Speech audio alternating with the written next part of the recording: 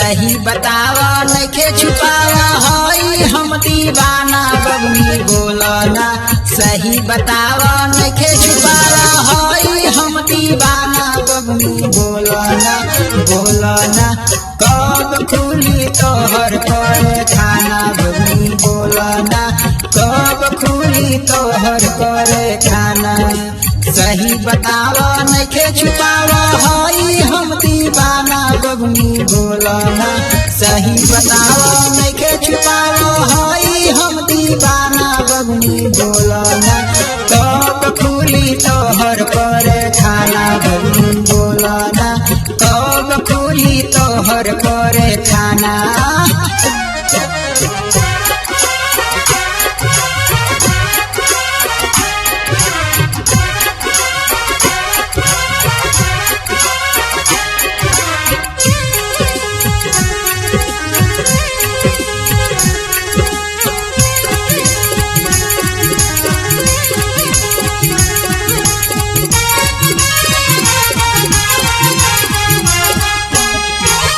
बोला हमसे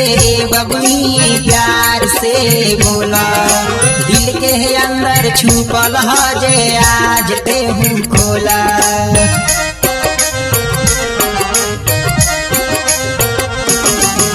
बोला हमसे बबनी प्यार से बोला दिल के अंदर छुपल है जे आज ते हूँ खोला घरानी हो रहा अब तू कोरा छोड़ दा जवाना बबनी बोलना घरानी हो रहा अब तू कोरा छोड़ दा जवाना बबनी बोलना कब खुली तोहर कर खाना बबनी बोलना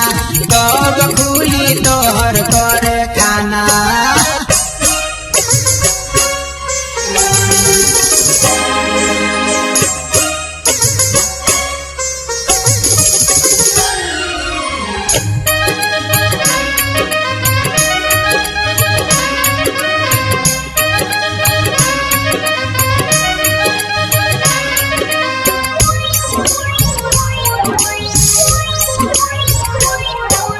बोला हसन ही ताला कब खुलबू कौन तारीख कौन दिन से काम चालू करूँ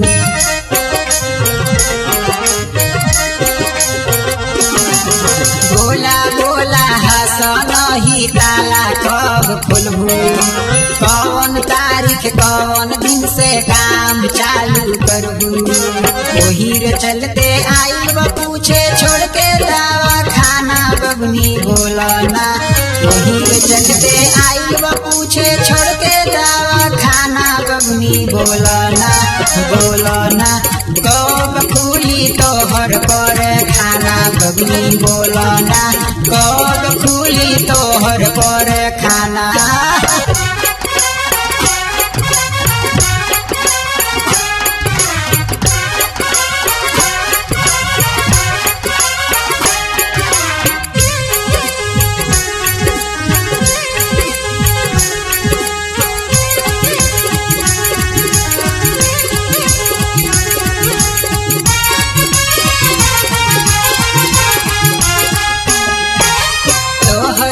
कर खाना में काम हमें करवे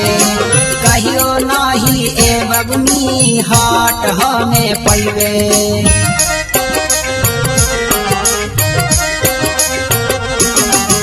तोहर ई कर खाना में काम हमें करवे कहियो नहीं ए बबनी हट हमें पैवे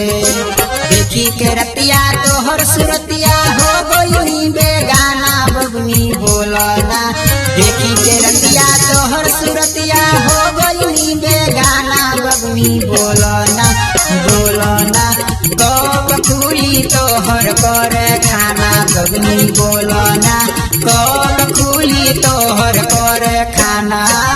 सही बतावा नइखे छुपावा हई हम दीवाना बबनी बोलना सही बतावा नइखे छुपावा हई हम दीवाना बबनी बोलना